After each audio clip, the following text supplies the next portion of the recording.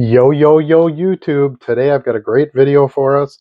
We're going to talk about what I like to look for in value boxes when I go shopping at shows. And the number one thing I look for may shock you.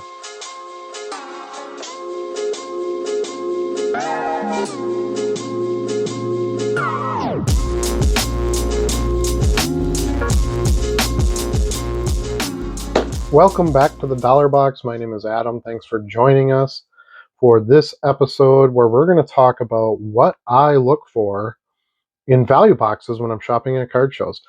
Seems to be the number one question I get, that and how do you do your shipping and sales and things like that. But number one is sourcing inventory. It's by far the most important part of being a reseller, as well as there are certain tricks that can make you more successful than doing other things. So I kind of wanted to touch on that a little bit. The number one thing I look for in a value box is not actually shocking. It should seem pretty obvious, but I look for cards that are underpriced. I am not in there looking for the next best thing, the next best player, the next greatest prospect. That's not what I'm looking for. What I'm looking for is a card that normally sells for, we'll take this example here, a card that normally sells for $5 of a player, brand, whatever reason that stands out to me that I can get $5 for that card, and it's being sold for 25 cents. That's the number one thing that I look for. I don't really care what card it is, what player it is, as long as I know I can make some money on it. So that is the very first thing that I look for. So while we're going through this video, we'll go ahead and do some sales, of course, get some stuff shipped out.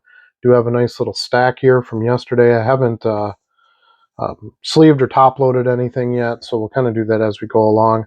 First one here is this Dan Marino members only card from 1995, I believe, Stadium Club, and I got a bunch of different ones of this. I got a Barry Sanders, a Favre, Rice, a couple different ones. Sold the Rice yesterday. These were 5 cents. They were in the 10-cent box. I bought a huge bulk lot at the Green Bay show, so I got this for 5 cents. I sold it for $2.50. So pretty solid return there. So get that one sleeved up. Pretty simple one here, just a sleeve, a top load, and a 63-cent stamp. Excellent. We'll get the label on that one, and we'll move on to number two of what I look for when I'm digging through value boxes. Next one is cards I've sold previously. It doesn't necessarily mean the exact card that I've sold before, because odds are you're not always going to find that, especially if it's a less common card. But just cards like what I've sold before. If I sell a lot of Bo Jackson base football cards and I come across them in 10-cent quarter boxes and I'm selling them for $3, buy more. Make sure you're stocking cards that actually sell. It's not always player either. It might be a brand, right? So let's go with 2000 EX from 1998. Those cards sell really well of almost any player. There's set collectors. Fleer Metal is another example of that. So sometimes I go by it based on set. 97 Metal is in my opinion the greatest set ever designed. I will buy players that I don't normally buy for the right price if I can find 1997 Metal cards. 5 cents, 10 cents, something like that. Those cards are worth putting a couple pennies into, and you should be able to find some buyers for them. All right, the next card I got to ship out is a Lawrence Taylor. Bought a lot of these numbered. They're Topps TX exclusive, another set that wasn't around very long. Not a lot of them printed. It's from 2007. This is the red parallel. It is numbered to, I don't know if you can see that there, 1099. Trying to get it to focus. But anyway, that card sold for $3.50. Single cards, we'll get that packed up. It was a little while ago that I bought them, but I think I paid $4 for the entire lot, and there was like 6 or 8 cards in there. So I'm definitely in the black on these. I think there's only 1 or 2 cards left to sell out of that lot. All right, so just a single card. We have our 63-cent label here. All right, and then the next one I look for when digging through value boxes is players with hobby. Some players, even their base Donruss cards, you can get money for if they're the right players. So I will buy those base cards of a Bo Jackson, of a Brett Favre, of a Emmitt Smith, a Joe Montana, Derek Jeter, Tom Brady, things like that. Those types of name players, because there's so many collectors for those players that you can find some value back out of those. And again, you have to get them for the right price. So remember, that is the key. The number one thing to look for is always the underpriced value in the card itself. So if I can find that base, Tom Brady card for 25 cents, I can get $3 for a base Brady card. So, and a lot of times you can sell them in multiples. So having 10 or 12 copies of that Donruss base card isn't a bad thing. You might have somebody who comes in and buys 5 or 6 copies, and now you're really making money because you're selling that volume. All right, the next card here is a 1957, I think. Not good at vintage baseball at all. I very rarely buy it, but I sold this Don Hoek. I bought a little, just when I was kind of testing out vintage stuff back in the day, I bought a little baseball vintage lot. And I had 50 or so cards in it, not in very good condition or anything like that. Nothing with big names. I might have paid a couple of bucks for it, but I thought it had some good value. It was good to have a little bit of vintage baseball laying around. And so I sold this one, $2.50. This one's heading out for. So definitely not my big money maker. Vintage baseball has not been my sweet spot. The vintage football has done much better for me. And you don't have to, kind of going back to the value box, you don't have to buy everything. You don't have to deal in everything. There's a bunch of value Pokemon and you don't know Pokemon. Maybe that's the right time to start. Buy a little stack just to test it out and see how you do with it. Or maybe that's just what you pass on and you go looking for the things that you know how to sell and that sell in your store and your customers are looking for. You want to be a little bit of a jack of all trades, selling some variety, but you don't have to know all of it. I don't sell a lot of hockey. I don't do a lot of vintage baseball. You have to kind of focus in where there are things that you feel like you can sell. Okay, so the next thing is the card itself. Okay, so not just player, not brand, but is it a parallel? Or is it a popular parallel? Is it serial numbered? Is there some things that would boost the value of that card, the rarity of that card, that even if it's not a great player, it's not a great set, or it's not something you normally sell, it seems like there's enough value in it that it would be worth buying that parallel. Okay, next sale is a Shredder, the very first Shredder card. I want to buy lots of turtle cards. I'm generally buying them for the stickers. But there are a few of the base cards that sell pretty well, so I normally lot most of them off. But I always keep the Shredder card, card number 25 in the set. And that sold for $2.50. So I would have got this in a lot with a bunch of other stuff. So it's really nice return on a single base Ninja Turtles card. Cool looking card. It's how I remember the Turtles. It's the cartoon I watched when I was a kid. So some solid nostalgia there. So all the different turtle characters, April O'Neil, I think the one where it's Splinter, it's the introduction of Splinter, and then the Shredder card. There's a few of them that you can kind of pick out and sell individually and get some decent value out of, and then I generally just lot the rest of the cards off. So pretty simple, single card on this one as well.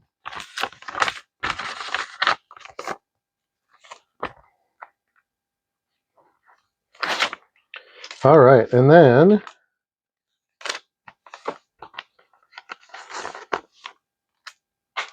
So the next thing I look for, and I touched on this a little bit earlier, but I want to make it its own little highlight here, and that's brands. I don't think enough people shop by brands, but Prism is very popular if you're looking for modern stuff. If you look at Topps Chrome, basketball and football for back in the day, you can buy base cards of those, and there's a lot of set collectors and completists for that.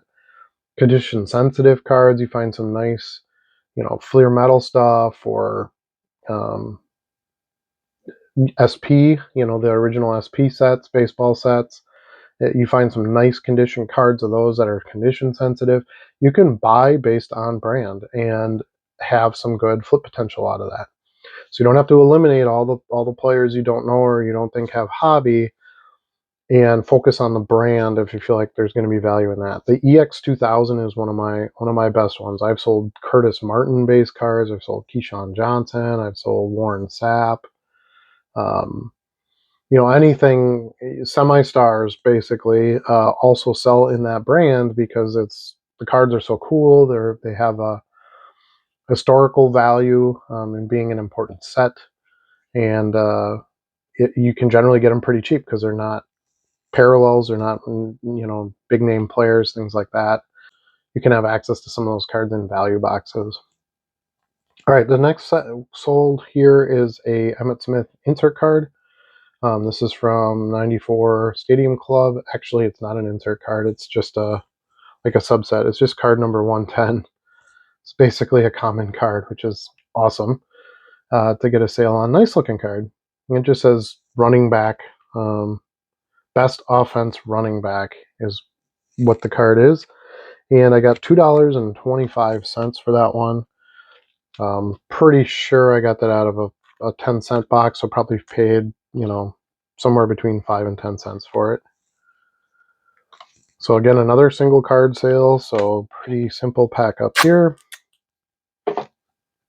That's one thing I like about single card sales is it's super easy to and quick to pack up and get it out. All right, and then the last thing I look for, and this kind of goes back to brands a little bit, I look for players, sets, things like that are short printed. Years of cards that weren't a lot of printed. 2002 football comes to mind. 2007 football is another one. 93. Some of the '93 baseball stuff wasn't as much printed. Basketball, late '90s stuff for the basketball, the inserts do so well. So sometimes I look at, just cards that don't even if they're more common, to some degree more common cards, but they don't show up a lot. Those are a lot of the ones that I want to buy. All right, the next sale here is another non-sport. This is a Star Wars card, and it's from that awesome Series 5 1977 set. So again, this a lot of times when I'm buying these cards, it comes down to the set, the brand, not necessarily a specific card. But this particular set of card or series of cards was the kind of focused on the making of the original Star Wars movie. So you have a lot of scenes like this where you have Alex Guinness and George Lucas together, not in the middle of a scene, just kind of hanging out, in between shots, whatever the case may be. I'm not sure why Lucas has a heavy jacket on. I thought it was pretty, it looks like Tunisia. Maybe it's on a set, I don't know. But it seems like it's pretty warm there. But anyway, it says, Sir Alec Guinness and George Lucas on the bottom here. They're just really cool. They're real shots from, the making of Star Wars. So again, that's where I'll pay a premium for Orange Series cards. It's the 5th series. Because people want those, not just shots from the movies. They want the background shots, the story of the making of types of cards. This sold for $4. All right, so that's basically what I had as far as what I look for in value boxes. The one last final note I want to make about that is, if you're going through a value box and you're not seeing the prices you want, you can make that price lower. You try to find some bulk, find enough stuff to put together, get an even better price, get some cards to be thrown in for free. I do a lot of that. Sometimes if it's kind of borderline, I might not make much money on these, or I might have to sit on these. I don't know how much I want to put into this. Sometimes the thing that makes the deal is getting those numbers better into your favor. A lot of times that's better for the dealer too. They're getting rid of some of that stuff. They're, making a bigger bulk sale. They're doing it right at a show. They don't have to ship. They don't have, there's advantages for them too. They brought all the stuff there. They intended to sell it. That can be your big break in the deal to get it done and make yourself some spread in those margins to make it worth your effort. Okay, I'm going to show one more order here, and this one was kind of by accident, and I'll explain what I mean. And just grab them out here. So I have these 4 Favre base cards, a 99 Score, a 99 Pacific, a 99 Bowman, and an 05 Foundations. And what I mean by accident is I accidentally listed these, so I actually paid to list these at 99 cents. 15 cents a piece I paid to list these, which is definitely not what I wanted to do. So what happened was and I make mistakes, so that's why I thought it would be good to share this so that nobody else runs into this. But I list my 500 free auctions every month. When they end, whatever doesn't sell, I just leave in my unsold listings until the next month. So I'm not recreating those listings. I don't want to spend a lot of time on 99-cent auctions. But I do sell them in chunks, as you see here. So it is worth it for me to auction those cards that I have multiples of laying around. I probably have 25 copies of this card. I need to get some of them moving. But anyway, so when I did my end listings sell similar one day last week, I accidentally went too far and I listed about 50 of these auctions. So I spent like $6 or so listing 99-cent auctions, but it played into my favor because I sold like 25 different Favre cards, and they were all to multiples to a buyer. I had one buyer buy like 8 or 9, another buyer buy 5 or 6. I have this buyer buying 4.